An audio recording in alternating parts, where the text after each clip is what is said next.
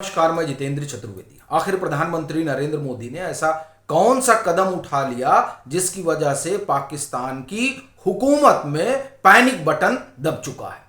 चाहे वो सरकार हो या सेना, सबके हाथ पांव फूले हुए हैं।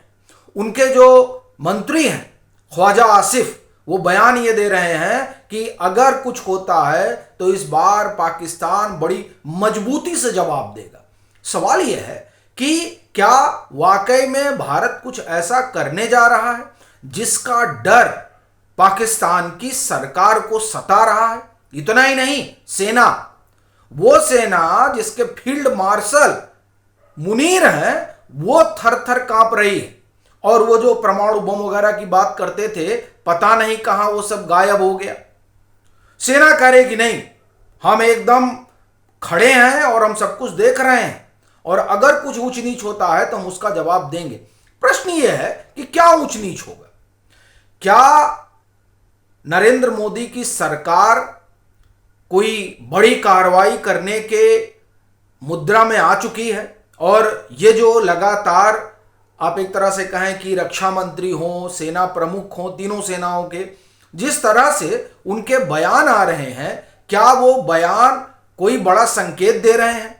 और वो संकेत इसलिए दे रहे हैं क्योंकि पाकिस्तान सीमाओं पर कुछ कुछ कर रहा है और उसकी भनक जो है वो अजीत डोभाल के पास है। देखिए, ये इसलिए भी मैं कह रहा हूं कि एक कार्यक्रम में आज जो राष्ट्रीय सुरक्षा सलाहकार हैं डोभाल साहब, उन्होंने बड़ा भारी बयान दिया है। मैं ये कहूं कि उनका एक लंबा भाषण है, जिस भाषण में वो एक तरह से वो कार्यक्रम जो था वो सरदार पटेल पर था। वहां वो बोलने जाते हैं, उनका एक तरह से कहें कि लेक्चर होता है।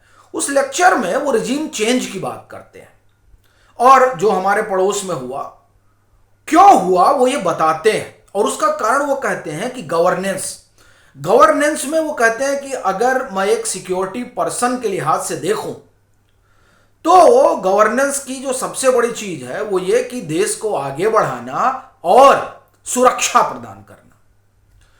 तो सवाल यह है कि एक ऐसे समय में जब बांग्लादेश उछल कूद कर रहा हो पाकिस्तान की मदद से, पाकिस्तान खुद तमाम तरह के षड्यंत्रों के जरिए भारत में कुछ कुछ करने की कोशिश कर रहा हो, और इसका जो सबसे बड़ा उदाहरण है वो ये कि ऑपरेशन सिंदूर के स्थगन के बाद जिस तरह से आईएसआई की एक्टिविटी भारत में देखी जा रही है, वो बहुत गंभीर सवाल खड़ा कर रही है।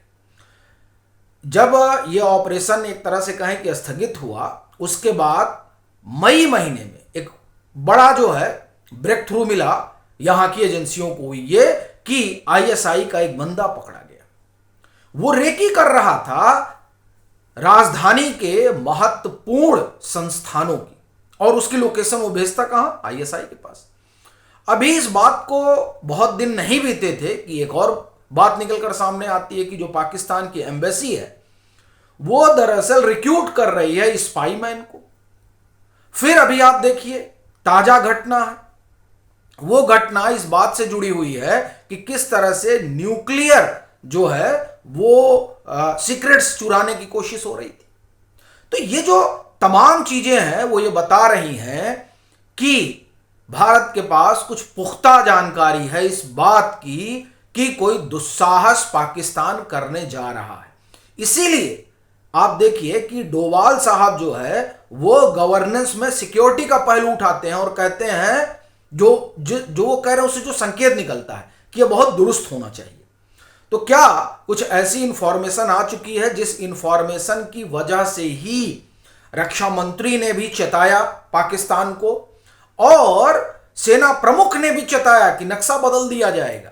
और उस चेतावनी के मद्देनजर आप देखिए कि क्या चल रहा है। सेनाओं का अभ्यास चल रहा है और उस अभ्यास की वजह से नोटम जारी हुआ है। उस नोटम के जारी होने के बाद से पैनिक मोड में आ गया है पाकिस्तान ने भी अपने नोटम वगैरह जारी कर दिया है। बड़ी चीज यह है, जो बड़ी घटना हुई है वो घटना वाकई में पाकिस्तान को डराने वाली है, और इस वजह से लगता है कि वो डरा हुआ है।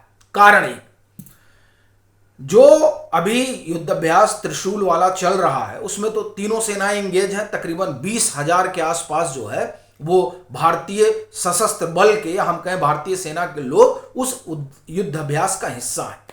और उस युद्धाभ्यास में यह बताया जा रहा है कि कितना क्विक रिस्पांस जो है वो सेना करेगी। दूसरा क्या हुआ कि एक तरह से कहें, एक नोटम जारी हुआ अरेबियन सी पर। कहा जा रहा है कि अरेबियन सी पर जिस इलाके को लेकर जारी हुआ है वहां पर संभवतः आईएनएस विक्रांत जो है वो मौजूद है।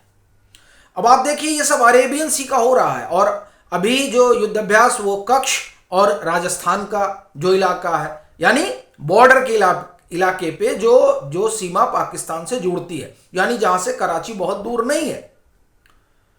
प्रधानमंत्री नरेंद्र मोदी 20 अक्टूबर को वहीं पर गए हुए थे, कच्छ पर ही।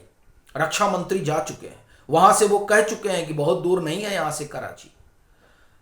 अब ये जो पहला तो जो युद्ध अभ्यास शुरू हुआ, दूसरा ये नोटम आ गया और वहां कहा जा रहा है कि आईएनएस विक्रांत है।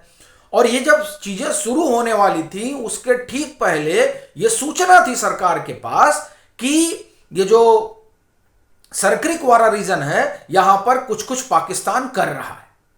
जब ये पता चला कुछ कुछ कर रहा है तो उसी के बाद से फिर भारत भी कुछ कुछ करना शुरू कर दिया। अब ये जो कुछ कुछ करना शुरू हुआ ये इतने बृहत स्तर पर हो रहा है कि मानो भारत जो है वो युद्ध लड़ने की स्थिति में पहुंच गया है। और मैं फिर कहूंगा युद्ध का मतलब ये नहीं है कि सीमाओं पर ही लड़ा जाए। युद्ध का यह भी मतलब है कि आप युद्ध अभ्यास करिए और जो आपका पड़ोसी है उसका आप एक तरह से कहें कि हलक अटक जाए कि क्या होने वाला है। यही स्थिति इस समय पाकिस्तान की हो रखी है। उनके परमाणु बम काम नहीं आएंगे जो जिस तरह की वो धमकी दे रहे थे। अब आप देखिए कि जो पाकिस्तान के आला अफसर हैं जनरल अहमद शरीफ चौधरी, वो कह रहे हैं कि हम धमका रहे हैं कि हम एकदम तैयार बैठे हुए हैं। तो तैयार बैठे रहिए, लेकिन भारत ने तो कुछ किया नहीं। भारत तो एक रूटीन होता है सैन्य अभ्यास का, वो कर रहा है। वो उस सैन्य अभ्यास से क्यों डरे हुए? उस डर की वजह जाहिर सी बात है कि भारत के पास कुछ सिक्योरिटी को लेकर इंफॉर्मेशन है। और ये अनायास डोभाल साहब कार्यक्रम में नहीं कहते हैं कि गवर्नेंस का मतलब सुरक्षा भी है। और ये चूंकि आप ठीक से जो है काम नहीं कर पाए, इसीलिए जो बाहरी ताकतें हैं वो बहुत कुछ कर लेती हैं। तो भारत के बाहर की जो ताकतें हैं जो पाकिस्तान को एक तरह से कहें कि खाद पानी मुहैया करवा रही हैं, उसकी भनक भारत के पास है। इसीलिए पाकिस्तान पर दो तरफा घेराबंदी हो रही है। यानी इस सीमा पर भी घेराबंदी है जो भारत पाकिस्तान से मिलती है, और उस सीमा पर भी घेराबंदी है जो अफगानिस्तान और पाकिस्तान से मिलती है। बरग्राम एयरबेस जिसकी लेकर चर्चा है कि वहां पर तो जेट फाइटर वगैरह भी उतर गए हैं, तिरंगा लहरा दिया गया है। अफगानिस्तान ने कहा कि ठीक हम मिलजुल कर काम करेंगे, कुनार नदी पर डैम बनेगा, इसकी भी चर्चा चल रही है। और हम अफगानिस्तान की टेरिटोरियल इंटीग्रिटी का जो है सम्मान करते हैं।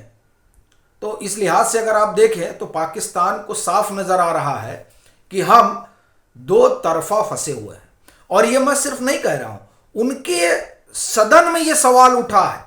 और ये सवाल किसने उठाया है? फैजुल्लुर रहमान, मौलाना फैजुल्लुर रहमान। वो कहते हैं, वो सेना पर भड़क गए। उन्होंने कहा कि सेना बॉर्डर पर लड़ने के बजाय आतंकवाद और जो अर्थव्यवस्था की दुश्वारियां हैं और गवर्नेंस है उस पर ध्यान दे। वो क्या कह रहे हैं ये सुनिए। हम एक और युद्ध झेलने की स्थिति में नहीं हैं। ये बात वहां के सदन में उठ रही है। यानी पाकिस्तान कुछ तो तैयारी कर रहा है, और उस तैयारी की भनक जो है वो जो भी वहां सबको है।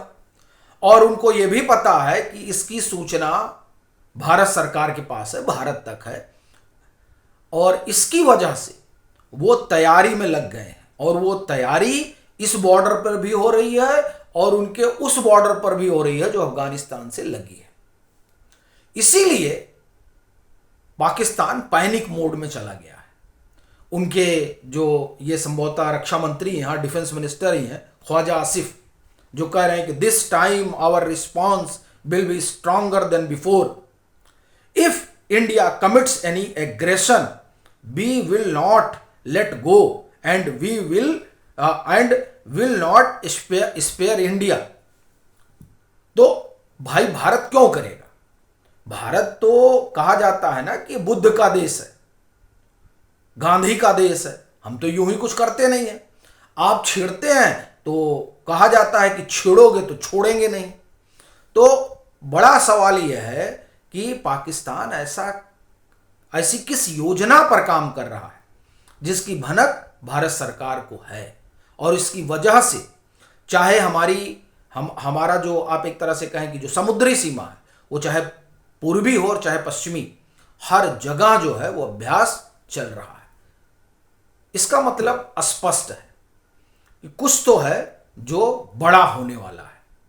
और चूंकि ऑपरेशन सिंदूर जो है वह जारी है, तो इसका मतलब ये हो गया कि पाकिस्तान के लिए खतरे की घंटी जो है वो बज रही है, और उनके लिए भी जिनके साथ वो खड़े हैं और चिकन नेक की चर्चा कर रहे हैं। तो इस लिहाज से अगर आप देखें तो वहाँ की जो पैनिक सिचुएशन है वो यूं ही नहीं है, कुछ है जो होने वाला है और जिसकी तैयारी भारत कर रहा है, और वो संदेश दे रहा है अपने इस युद्ध अभ्यास के जरिए कि संभल जाओ, नहीं तो हमारा क्विक रिस्पांस क्या है वो इसी अभ्यास में देख लो। बाद में ये मत कहना कि हमारी बहुत जो है पिटाई हो गई। बाकी आपकी अपनी क्या राय है ज़रूर साझा करिए। मतांतर से नहीं जुड़े हैं तो जुड़िए, वीडियो को लाइक करिए और खूब शेयर करिए।